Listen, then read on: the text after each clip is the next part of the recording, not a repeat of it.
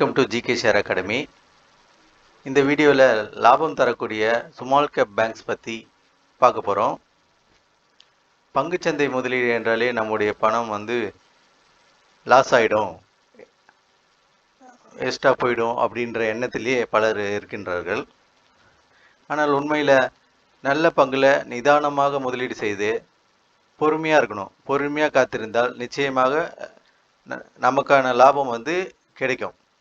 அதற்கு உதாரணமாக இன்று ஸ்மால் கேப்பில் உள்ள பேங்க் பங்குகள் எவ்வளவு லாபம் கொடுத்திருக்கிறது என்பதை இப்போது நம்ம பார்க்கலாம். நம்முடைய ஜிகே ஷேர் அகாடமி சேனலை பார்க்குறவங்க லைக் பண்ணுங்கள், சப்ஸ்கிரைப் பண்ணுங்கள், கமெண்ட் எதுனா இருந்ததுன்னா பண்ணுங்கள். நம்ம சேனல் கொஞ்சம் கொஞ்சமாக இம்ப்ரூவ் பண்ணிக்கிட்டு வரோம். அதனால் உங்களுடைய ஆலோசனை எதிர்பார்க்குறோம். லைக் பண்ணுங்கள், கமெண்ட் பண்ணுங்கள், சப்ஸ்கிரைப் பண்ணுங்கள். இப்போ நம்ம ஸ்மால் கேப் பேங்க்ஸ் பற்றி எவ்வளோ லாபம் அப்படின்றத நம்ம இப்போ பார்க்கலாம். இந்த எக்ஸல் ஷீட்டில் ஸ்மால் கேப்பில் இருக்கிற பேங்க்ஸ் ஸ்டாக்கை பற்றி போட்டிருக்கோம். இதில் இது நம்ம பேங்க்கினுடைய லிஸ்ட்டு. இது இப்போது இருக்கக்கூடிய எல்டிபி. இது அது 365 நாளில் ப்ளஸ் ஆர் மைனஸ் அதை காமிக்கக்கூடியது. பந்தன் பேங்க்லாம் பார்த்தீங்கன்னா மைனஸில் போயிருக்கு, சிஇபி மைனஸில் போயிருக்கு. ஏறக்குறைய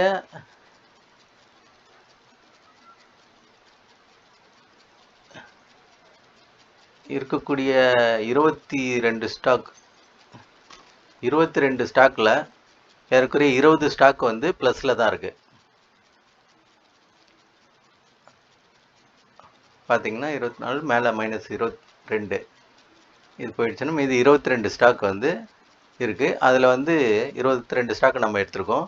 அதில் 2 ஸ்டாக்கை தவிர மீது எல்லா ஸ்டாக்குமே ப்ளஸில் தான் இருக்குது.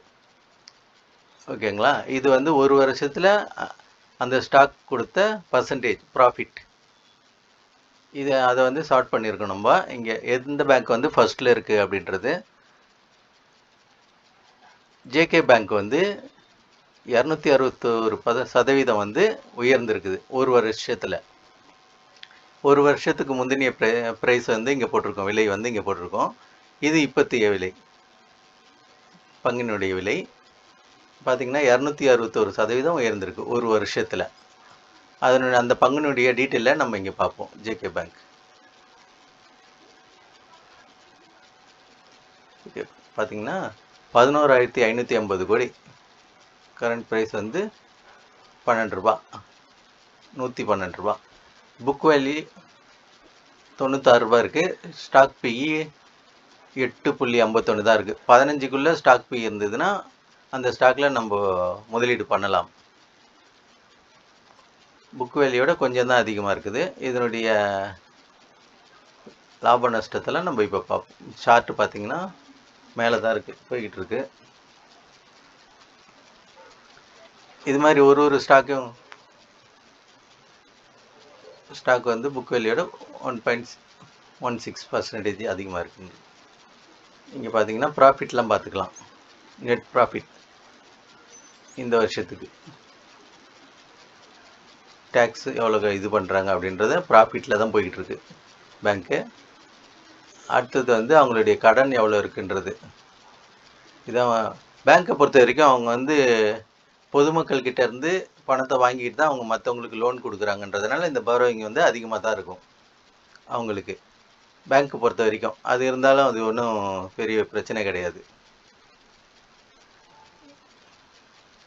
அது மாதிரி ப்ரொமோட்டர் ஹோல்டிங் பார்த்திங்கன்னா 63% அவங்க வச்சுருக்காங்க.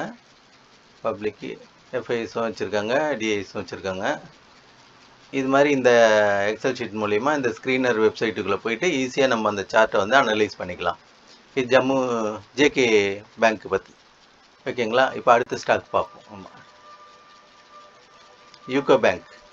இது பார்த்திங்கன்னா 11 ரூபா இருந்திருக்கு, ஏறக்குறைய 12 ரூபா இருந்திருக்கு போன வருஷத்தில். இப்போ 41 ரூபா. ஓகேங்களா? ஜேகே பேங்க் பார்த்திங்கன்னா 31 ரூபா இருந்திருக்கு, இப்போ 113 ரூபா. ஒரு வருஷத்தில் அதனுடைய எத்தனை மடங்கு வந்திருக்கு பாருங்கள். 22 பேங்க் எடுத்திருக்கோம். அதில் நம்ம 2 பேங்க்கை தவிர மீதி அனைத்து பேங்க்கும் ஓரளவுக்கு நல்ல உயர்ந்து தான் இருக்குது. இது மாதிரி நல்ல பேங்க்கில் நல்ல விதமான நல்ல பங்குல ஃபண்டமெண்டல் நல்லா ஸ்ட்ராங்கா இருக்கக்கூடிய பங்குல நம்ம முதலீடு பண்ணோம்னா, பண்ணிட்டு பொறுமையா காத்துட்டு இருக்கணும். இன்னைக்கு பண்ணிட்டு நாளைக்கே வந்து லாபம் குடுக்கும் அப்படின்னு நெனச்சீங்கன்னா, அது தப்பு. அதுக்கு வந்து டைம் குடுக்கணும். ஒரு பங்க வாங்குறோம் அப்படின்னா, அது வளர்ச்சி அடையறதுக்கு ஒரு வாய்ப்பு குடுக்கணும். குடுத்தா தான் நம்ம வந்து நல்ல லாபத்த பார்க்க முடியும். இன்னைக்கு வாங்கிட்டு அடுத்த வாரமே எனக்கு வரணும், நாளைக்கே வரணும் லாபம் அப்படின்னா, அது வந்து வாய்ப்பு ரொம்ப கம்மி. வாங்கிட்டு பொறுமையா, நிதானமா குறைஞ்சா கூட நிதானமா திருப்பி முதலீடு பண்ணணும். ஆவரேஜ் பண்ணணும். ஆவரேஜ் பண்ணா தான் அது கொஞ்சம் மேல வரும்போது நம்மளுக்கு நல்ல லாபம் கிடைக்கும். ஓகேங்களா? ஒரு ஸ்டாக்கு மேல இருக்கு, இல்ல வாங்க போறோம் அப்படின்னு நினைச்சீங்கன்னா, ஒரு 25% வாங்குங்க. இல்ல 50% வாங்குங்க. குறைஞ்சாலும் ஆவரேஜ் பண்றதுக்கு நம்மகிட்ட பணம் இருக்கணும். அதனால ஒரு ஸ்டாக் வாங்க போறேன் அப்படின்னு முடிவு பண்ணிட்டீங்கன்னா, கொஞ்சம் வாங்கி பாருங்க. ஒரு 2 நாள் பாருங்க. மேல போற மாரி இருந்தா திருப்பி ஆட் பண்ணுங்க. இல்ல குறைஞ்சதுன்னா திருப்பி எந்த இடத்துல அதுக்கு சப்போர்ட் கிடைக்குது அப்படின்னு பார்த்து, அந்த இடத்துல வந்து டெக்னிக்கல் படி பாருங்க. டெக்னிக்கல் படி பார்த்துட்டு எந்த இடத்துல அதுக்கு ஒரு கீழ சப்போர்ட் கிடைக்குமோ, அந்த சப்போர்ட்ல போய் திருப்பி ஆவரேஜ் பண்ணுங்க. அப்பதான் நம்ம வந்து பணம் லாபம் பண்ண முடியும். ஓகேங்களா? அடுத்தது வந்து யூகோ பேங்க். இந்த சார்ட்ல நீங்க ஈஸியா இந்த லிங்க் எல்லாம் மூலியமா எளிதா வந்து நாங்க ஸ்கிரீனருக்கு போயிடலாம். அந்த வெப்சைட்டுக்கு. இல்லன்னா ஒருத்துக்கும் பேர தட்டி தட்டி பார்த்துட்டு இருக்கணும். இது மாரின்ட்டு. அத விட நம்ம வந்து ரெடி பண்ணியிருக்கோம். இத நான் வரக்கூடிய வாரங்கள்ல நான் இந்த லிங்க் எல்லாம் வந்து நான் குடுக்குறேன். யூகோ பேங்க் புக் வேல்யூ பார்த்தீங்கன்னா ரூ. 21 60 காசு. மார்க்கெட் கேப் பாருங்க எவ்வளோ இருக்குன்னு. எல்லாமே மார்க்கெட் கேப் வந்து நல்லா தான் இருக்கும் பேங்க்கை பொறுத்த வரைக்கும். இப்போ கொஞ்சம் கீழே தான் இருக்கு. எந்த இடத்துல சப்போர்ட் இருக்குன்னு சார்ட் பார்த்துட்டு அதுக்கப்புறமா நம்ம வாங்குறதுன்னா வாங்கிக்கலாம். இந்த சேனலில் சொல்லக்கூடிய அனைத்து தகவல்களும் ஒரு எஜுகேஷன் பர்பஸ்க்காக தான்.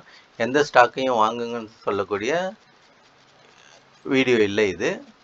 பங்குச்சந்தை முதலீடு என்பது ரிஸ்க் நிறைஞ்சது. அதனால பங்குச்சந்தையில் முதலீடு பண்ணணும்னா தக்க ஆலோசகரை அணுகி உங்களுடைய சொந்த ஆலோசனையில் நீங்கள் பண்ணுங்க. ஓகேங்களா? இப்போ இதை பார்த்தெல்லாம் ப்ராஃபிட் எவ்வளோ பண்ணியிருக்கு அப்படின்னு சொல்லிட்டு, இது வந்து குவார்ட்டர்லி ரிசல்ட்டு, அதில் ப்ராஃபிட்டு. இது வந்து டோட்டலாக ப்ராஃபிட் லாஸ். ஓகேங்களா? இதுவும் ப்ராஃபிட்டில் தான் இருக்குது.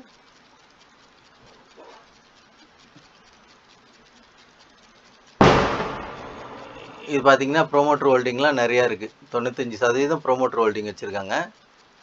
பார்த்துக்கோங்க, பப்ளிக் இவ்வளோ இருக்குது. நம்பர் ஆஃப் ஷேர் ஹோல்டர்ஸ் அந்த கணக்கு எல்லாமே வந்து இந்த ஸ்க்ரீனர் வெப்சைட்டில் வந்துடும். பார்க்கணும், ஒரு ஸ்டாக்கை பற்றி வாங்க போகிறீங்க அப்படின்னா இது மாதிரி அனலைஸ் பண்ணிவிட்டு நல்லா இருந்ததுன்னா வாங்குங்க. எந்த ஸ்டாக்குமே மேலே ஏறி போனதுக்கப்புறம் வாங்கிடாதீங்க. எது வந்து அதுக்கு சப்போர்ட் லெவலோ, கீழே இறங்கி வரும்போது எது சப்போர்ட் லெவலோ அந்த இடத்துல வாங்குறதுக்கு ட்ரை பண்ணுங்க. வெயிட் பண்ணணும். அது கீழே வர்ற வரைக்கும் வெயிட் பண்ணணும். எனக்கு 2000க்கு மேலே இருக்குது ஸ்டாக்கு. ஒரு ஸ்டாக் மேலே போனாலும் ஒரு ஸ்டாக் கீழே தான் இருக்கும். அதில் வந்து நல்ல ஸ்டாக்கை தேர்ந்தெடுத்து நம்ம அதில் முதலீடு பண்ணுறதுக்கு முயற்சி எடுக்கணும். பார்த்தோன்னா இவன் ஏறிக்கிட்டே போயிட்டு இருக்கான், அதனால இவனை வாங்கிடலாம் அப்படின்னு சொன்னோம்னா அவன் ஏறினவன் ஒரு லெவலில் திரும்பி கீழே வரக்கூடிய வாய்ப்பு இருக்குது. அதனால பொறுமையாக இருந்து எந்த ஸ்டாக்கு கீழே வருதோ அந்த ஸ்டாக் வந்து நம்ம வாங்க முயற்சி பண்ணணும். ஓகேங்களா? இது மாதிரி எல்லா ஸ்டாக்கும் 20 ஸ்டாக்கும் இருக்குது. ஹெச்டிஎஃப்சி பேங்க்கு வந்து பார்த்தீங்கன்னா கம்மியாக தான் ப்ராஃபிட் இருக்குது. போன வருஷத்தில் இந்த 1443 ரூபா இருந்திருக்கு. இப்போ வந்து 1533 ரூபா, 6% தான் உயர்ந்திருக்கு ஏறக்குறைய. டிசிபி குறைஞ்ச, இப்போ நம்ம எடுத்திருக்க இந்த லிஸ்ட்லேயே வந்து குறைஞ்ச அளவு உயர்ந்த பங்குன்னு பார்த்தீங்கன்னா ஹெச்டிஎஃப்சி பேங்க் தான். ஐடிபிஐ ஃபர்ஸ்ட் பேங்க் எல்லாமே வந்து 60%, 56 ரூபா இருந்தது 90 ரூபா, 43 ரூபா இருந்தது 70 ரூபா. போன வருஷத்துக்கான ரேட் இது. இதை கம்பேர் பண்ணி பார்த்துட்டு நீங்களும் வந்து முதலீடு பண்ணணும்னு நினச்சிங்கன்னா தக்க ஆலோசனை பண்ணி உங்களுடைய சொந்த ரிஸ்கில் நீங்கள் முதலீடு பண்ணுங்கள். இது மாதிரியான எக்ஸல் ஷீட்டில் நான் வரக்கூடிய வாரங்களில் லிங்க்கு கொடுக்குறேன். அதை வச்சு பயன்படுத்தி பாருங்கள். ஏற்கனவே ஒரு 2 எக்ஸல் ஷீட் லிங்க்கு கொடுத்துருக்கேன்.